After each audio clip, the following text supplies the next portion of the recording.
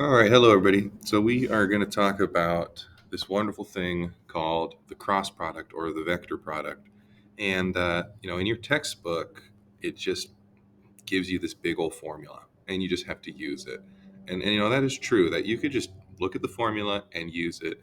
But what I'm going to try to do in this video is give you some idea for why the formula works and like what are we even trying to do. And so the first thing that I want to do is something that's actually not the cross product. I want to show you something in 2 dimensions that motivates what we're going to do in 3 dimensions with the cross product. So we are going to draw two vectors. There's vector A, and then there is vector B, and then we're going to add them together. So that's going to create a parallelogram. And so this is vector A plus B. And what I'm going to try to find is I'm going to try to find the area of that parallelogram. And one way I could do that is by grabbing the x and y coordinates of the endpoint there, creating a big box, and then subtracting away the values of these little boxes and the values of those little triangles. And a lot of the pieces here turn out to be congruent. So let's label here. This is the value A1. This is the value B1 because that's how we denote the x coordinates of those vectors. And then this is A1 plus B1. Similarly, the y value of A is A2, the y value of B is B2, and the y value of A plus B is A2 plus B2. So the area of the parallelogram is equal to the area of the big box minus the area of the two little boxes minus the area of two little triangles 1 and minus the area of two little triangles 2. So let's write those areas. The big box is A1 plus B1 times A2 plus B2. The area of each of those boxes should be the same. This box is B1 steps wide and A2 steps tall. So that box should be B1 times A2. Similarly, this box up here is B1 steps wide and A2 steps tall. So I can subtract 2 of those. Now I've got triangle number 1 and triangle number 2. Let's just call this triangle number 1. This one is A1 steps by A2 steps. And it turns out that this one also is A1 steps wide and A2 steps tall. So I'm going to go, these are both triangle 1. I'm going to subtract 2 triangles, so 2 half A1 A2s. And then the other 2 triangles, triangle 2 here is the same as triangle 2 here. They are B2 by B1. So minus 2 half B1 B2. Of course, you can simplify out to 2 and a half. So the area of the parallelogram is A1 A2 plus A1 B2 plus B1 A2 plus B1 B2. Then I'm going to subtract 2 copies of B1 A2, subtract 1 copy of A1 A2, and 1 copy of B1 B2 because I'm canceling the 2 and the halves. The A1 A2 shows up in a positive and negative version. The B1 B2 shows up in a positive and negative version. And the B1 A2, if you look at these like terms here, I have a positive 1 minus 2. So that means that the area of the parallelogram is A1 B2 minus B1 A2. Now, again, that's not really the cross product, but what that is an idea from linear algebra called the determinant of a matrix. So what I want you to see is that if I write A1, A2, B1, B2 as two vectors next to each other, I can think of that as a matrix. And the determinant is this nice operation where you go main diagonals product minus off diagonals product. It's not called, I forget the word. It's not called off diagonal. So A1, B2 minus A2, B1, and that's going to be the area of our parallelogram. So this is an idea that I would like to take into 3 dimensions now. So in 3 dimensions, we are going to try to get the area of a parallelogram, but we're also going to be greedy. We want to also get not just the area of a parallelogram, we also want to get a vector that is normal, that's perpendicular to our 2 original vectors. So let's try to do that. I'm going to clear this out, keep this determinant in mind. I'm going to clear this out. When we're in 3 dimensions, we have our axes labeled in the normal way, x, y, z. And we also have things called unit vectors, I, j, and k. Okay? And what I want you to think about is I'm trying to give you an idea of what the cross product is. And what we want from the cross product is we want 2 things. We want it to give us the area of a parallelogram. So I'm thinking about the determinant. We also want it to give us a vector that's normal to the other 2 vectors. So from those 2 ideas, we can start to build a definition. One thing I want you to think about is, what would I cross j equal? Well, I cross j means I've got a little unit square right there. It doesn't look like a square because I'm kind of in a distorted 3-dimensional space. So I guess I should draw it more like this. But that's a square. What's the area of the square? It's 1. What vector is perpendicular to the square? K. Now, this is actually something you've probably learned in physics or in other places called the right-hand rule. The way I think of my 3 dimensions, I think of x as going front to back, y is going left to right, and z going up and down. So the right-hand rule tells me my pointer finger is the first vector, I, so it goes front from me. J goes to the y direction, and then if I put my thumb up, there's the k value right there. I, J, K. What I want you to do is reverse that order. Let's say we wanted to do J cross I instead. So now, instead of going I first and J second, I'm going to reverse that. I'm going to go I first, J second. I had to flip my hand upside down. My K points down. My thumb points down. So what we've learned here is that in general, the order matters. If you go 1 cross 2, you'll get a vector pointing one direction. If you go 2 cross 1, you have to flip your hand upside down. So in general, for any 2 vectors, we have this fact about our cross product. A cross B is the opposite direction of B cross A.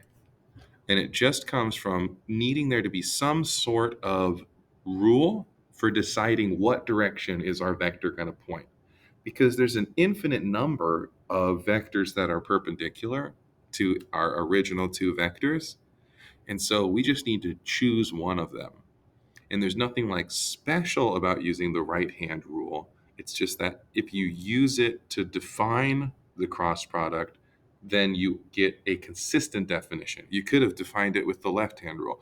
Just like there's nothing special about our order of operations with PEMDAS, we could have defined it differently, then just the way we write things would look different. Math would still work.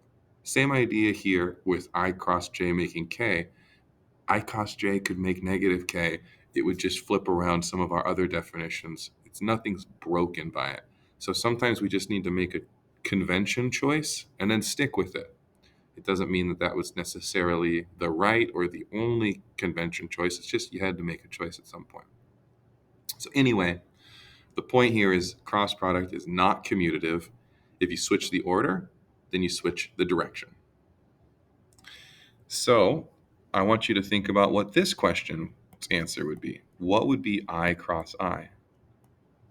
Well, I cross I doesn't have any area. And remember, we want it to involve area. So we need to get an answer of a vector that has 0 area. Okay. I cross I is equal to 0. Same idea with any vector. Any vector cross itself is going to equal 0. Okay. So using that idea here, we can come up with a little bit of a multiplication table. If you did I crossed with j, you would get k. And if you did j crossed with k, you would get I. And if you did k crossed with I, you would get j. And if you did it backwards, you just get negative values. So if you go counterclockwise, just like how we do our theta values, if you go counterclockwise, you get positive values. If you go clockwise, you get negative values. It's nice that this convention and your theta convention go the same. So now what I want you to do is we're going to step back up, and I'm going to show you why we get something that is normal and that gives us the area of the parallelogram. So let's take vector A, just arbitrary vector, vector B, arbitrary vector, and we'll take our basis vector. And we're going to make them into a big matrix. Or sorry, I got ahead of myself. I'll show you the matrix in a second. We're going to just multiply them in a normal way, the way we multiply normal things. I almost got ahead of myself. That's foreshadowing. There will be a matrix in a second here. So I'm going to write A in terms of I, J, and K. A1I plus A2J plus A3K. I'm going to multiply that B1I plus B2J plus B3K. We're going to multiply that in the way we always multiply things, just distributing. Remember that A1, A2, and A3, B1, B2, and B3 are just numbers. It's when we deal with I's, J's, and K's, that's when we're going to have to use our cross product ideas that we developed just a few minutes ago. So A1I times B1I looks like this. A1, B1, I cross I. I can multiply the two numbers just like normal, but I'm going to be very careful with the cross product. Next, I go A1, B2, I cross J. So I'm going left to right. A1, B3, I cross K. So that was all of the first term on the left being distributed. My next is multiplying A2 times B1, J cross I. I'm going left to right. Then A2, B2, J cross J. A2, B3, J cross K. Now I'm going to do the third term. A3, B1, K cross I. A3, B2, K cross J. A3, B2, K cross K. So take a look at those 9 terms and think about what are we going to use. I will use this fact first. Anything cross itself is 0. So you are 0, you are 0, you are 0. I will use my multiplication table next to write out what we get. I cross J for this term. I cross J is K. So I have A1, B2, K. Here I have I cross K. I cross K is backwards J. So I have minus A1, B3, I cross K is J. Then I'll go to the next line. A2, B1, J cross I. J cross I is backwards K. So I have minus A2, B1, K. Middle term is gone. Last term is J cross K. J cross K is I. Plus A2, B3, I. Bottom row, A3, B1, K cross J. K cross J is backwards I. So I have minus A3, B1, I. Last one, A3, B2, K cross J. K cross J is also backwards I.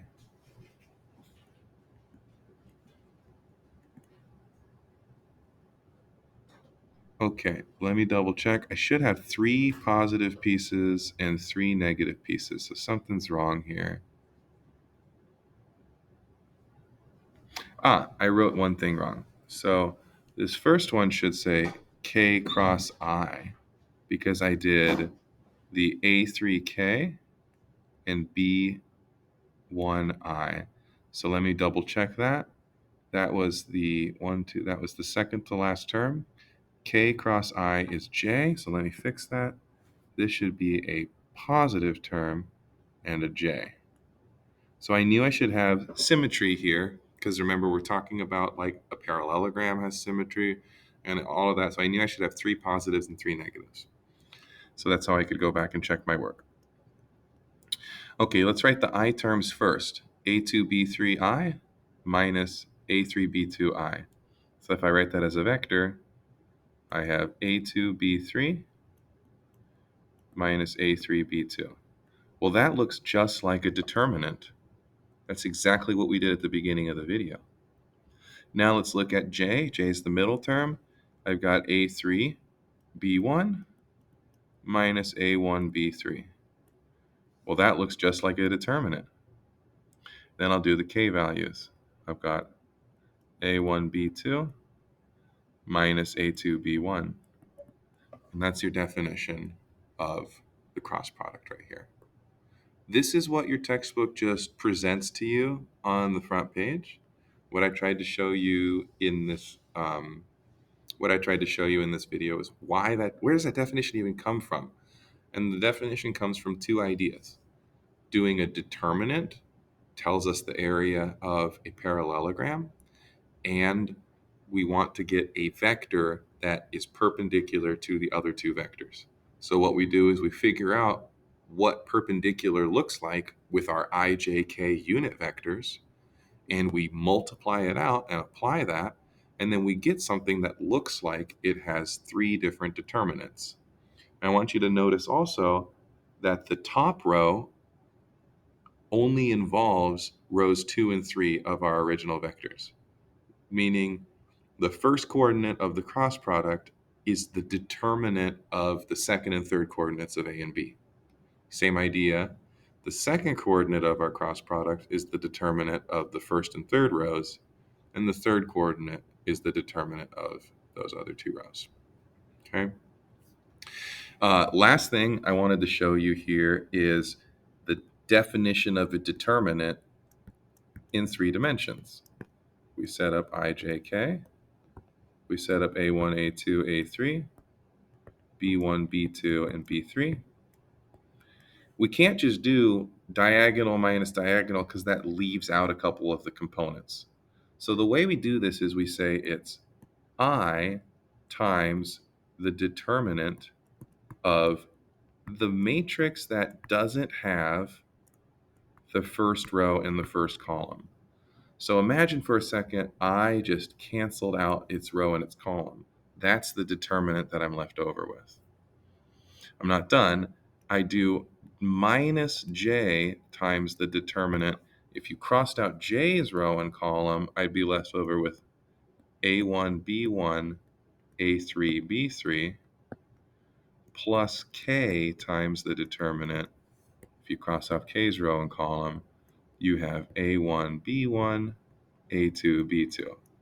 And if you apply that definition, you get I times a2, b3 minus A3B2 minus J A1B3 minus A3B1 plus K A1B2 minus A2B1.